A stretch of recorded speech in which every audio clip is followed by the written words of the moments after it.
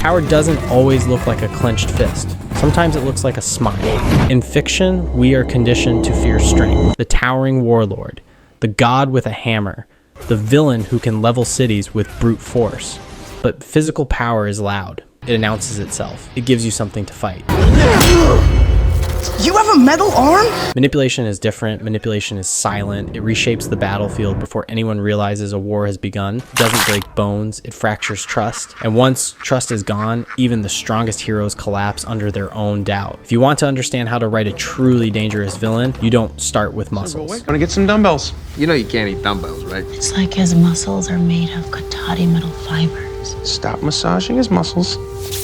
You start with insecurity, intelligence, and emotional precision. And there is no better case study than Loki from the Marvel Cinematic Universe. Your savior is here! First introduced in Thor and later reshaped in the Avengers. I am a god, you dull creature, and I will not be bullied by that.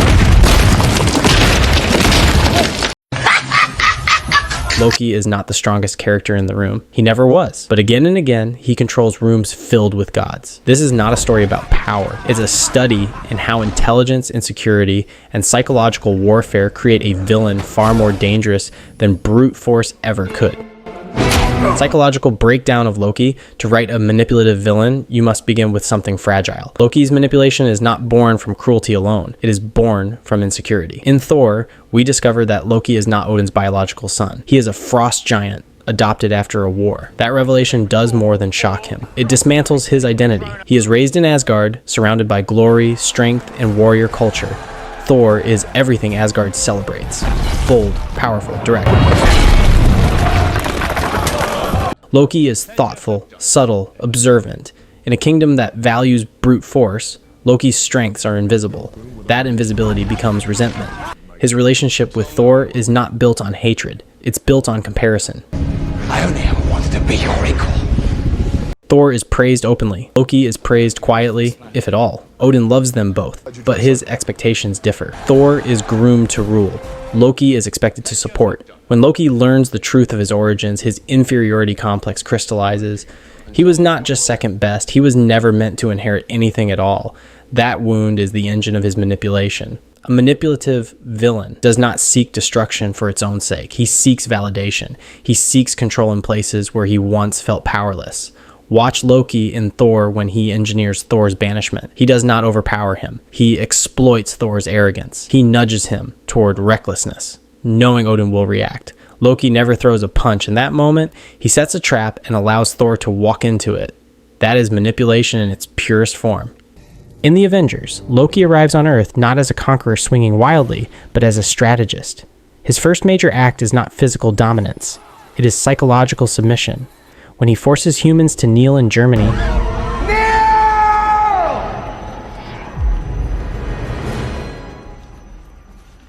he is not trying to defeat them. He is sending a message: you were made to serve. Then comes his masterstroke aboard the helicarrier. He allows himself to be captured. This is where a manipulative villain separates from a conventional one. A brute force villain avoids prison. Loki uses it. He wants to be inside the machine. He wants proximity to the Avengers' fault lines. He studies them. He provokes them. He identifies their weaknesses not in combat, but in personality. He taunts Tony Stark's ego. He needles Captain America's sense of morality, but most importantly, he destabilizes Bruce Banner by exposing the team's distrust of the Hulk. Loki understands that the Avengers' greatest weakness is not external threats. It is internal fracture. When the Hulk rampages on the helicarrier, Loki is still in a cell, physically restrained, strategically victorious. He didn't need to overpower the team. He needed to make them doubt each other. This is the essence of a manipulative villain. Control without confrontation. So the traits of a manipulative villain. If you strip Loki down to his psychological architecture, you begin to see the traits that define this archetype. First, high emotional intelligence. Loki reads people with surgical accuracy. He knows exactly what to say to Thor to trigger guilt. He knows how to approach Odin with calculated vulnerability. He senses insecurity in others because he lives with it himself. A manipulative villain must understand emotions deeply, not to connect, but to weaponize. Second, strategic lying. Loki does not lie randomly. His lies are layered. They are built on partial truths. When he tells Thor that Odin has died, Father is dead. What did he say? Father is dead. What? What are you saying? What is this? he doesn't just fabricate information. He constructs a believable emotional context. Your banishment, the threat of a new war. It was too much for him to bear. You mustn't blame yourself. Perfect. Everything, down to the last minute details. The lie works because it aligns with Thor's fears. Third, playing both sides. In Thor, the Dark World, Loki appears to help Thor defeat Malekith. He collaborates. He fights alongside him, but even then, he is calculating outcomes. He is always preparing an alternative ending. A manipulative villain never commits fully to one side. He positions himself where he can benefit regardless of the outcome. Fourth, weaponizing trust. I can't believe you're alive. I saw you die.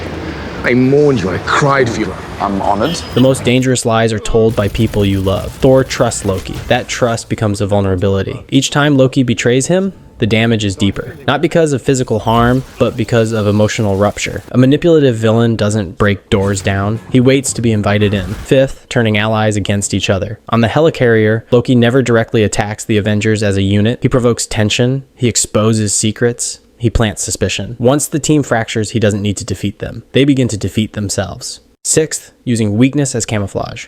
Loki often appears less powerful than those around him. He leans into that perception. When Hulk slams him into the floor,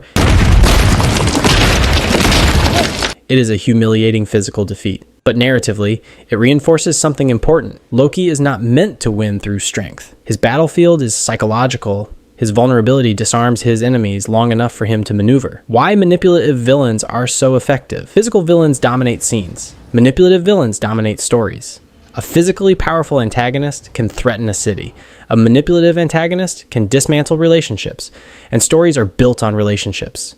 When Loki attacks New York, the spectacle is grand. But the more lasting damage is what he nearly does to the Avengers' unity. If they had remained divided, Earth would have fallen. His greatest weapon was not the Chitauri army. It was distrust. Manipulative villains do not need to win fights because their victories happen before the fight begins. They control the board. Think of chess. The most powerful piece is not always the one that moves the farthest. It is the one that forces the opponent into bad decisions. Loki excels at forcing bad decisions. Thor storms into Jotunheim. The Avengers argue instead of strategize. Odin hesitates. These are not accidents. They are outcomes of calculated emotional pressure. A manipulative villain attacks identity. Thor sees himself as a noble warrior. Loki pushes him into arrogance. Tony Stark sees himself as the smartest man in the room. Loki challenges that assumption. Bruce Banner fears the Hulk. Loki amplifies that fear. The result is psychological destabilization, and a destabilized hero is weaker than any physical injury could make them.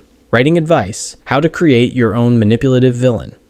Let's go! If you want to write a manipulative villain as compelling as Loki, you must begin with depth, not tactics. Start with a deep insecurity. Manipulation must come from somewhere personal. Loki's schemes are not random acts of chaos. They are attempts to reclaim dignity, control, and recognition. Give your villain a wound that shapes their worldview. Make that wound believable. Make manipulation personal, not abstract. Loki doesn't manipulate strangers at random. He targets Thor, Odin, and the Avengers because they represent what he lacks: power, unity, belonging. When manipulation is personal, it feels intimate, and intimacy makes betrayal devastating. Allow them to lose physically, but win strategically. Let your villain be overpowered in combat. Let them be knocked down, but ensure that while they are losing the battle, they are advancing their broader objective. Loki's imprisonment on the Helicarrier was not failure, it was infiltration. Show the emotional cost of their lies. Manipulation is corrosive. In later appearances, Loki's loneliness becomes more apparent. He isolates himself through betrayal. Even when he achieves power, it feels hollow. A manipulative villain who never pays a cost becomes cartoonish. Show the erosion of their relationships. Make their intelligence believable. Do not rely on coincidence to prove they are smart. Show their preparation. Show them observing, listening, calculating. Loki often stands quietly in scenes, absorbing information. When he acts, it feels earned because we have seen him thinking. Give them moments of vulnerability. The most compelling manipulative villains are not emotionless. They are emotionally complex. Loki's breakdown in Thor when he confronts Odin is raw. His pain feels real. That vulnerability does not excuse his actions, but it humanizes them. And a humanized villain is infinitely more compelling. And sure, their manipulation connects to theme. In Thor, the theme revolves around worthiness and identity. Loki's manipulation stems from feeling unworthy. In the Avengers, the theme explores unity versus division. Loki embodies division. His manipulation is not just plot mechanics. It reinforces the story's central ideas. When your villain's tactics echo the theme, the narrative feels cohesive rather than contrived. Strong conclusion. Strength is visible. Intelligence is invisible. One shatters walls, the other shatters foundations. Loki stands as proof that the most compelling villains are not defined by how hard they can hit, but by how deeply they can influence. He is rarely the strongest character in the room, but he is often the most dangerous because he understands something fundamental about power. Power is not about domination. It is about control, control of perception, control of emotion, control of narrative. A hero can train to withstand punches. It is much harder to defend against doubt. It is much harder to fight someone who never attacks you directly, but instead rearranges the world around you until you are isolated, mistrustful, and off balance. When you write your own manipulative villain, remember this. Do not give them bigger weapons, give them sharper insight. Do not make them louder, make them observant. Do not make them unbeatable. Make them indispensable to the chaos they create, because in the end, the most dangerous villains do not throw punches, they pull strings.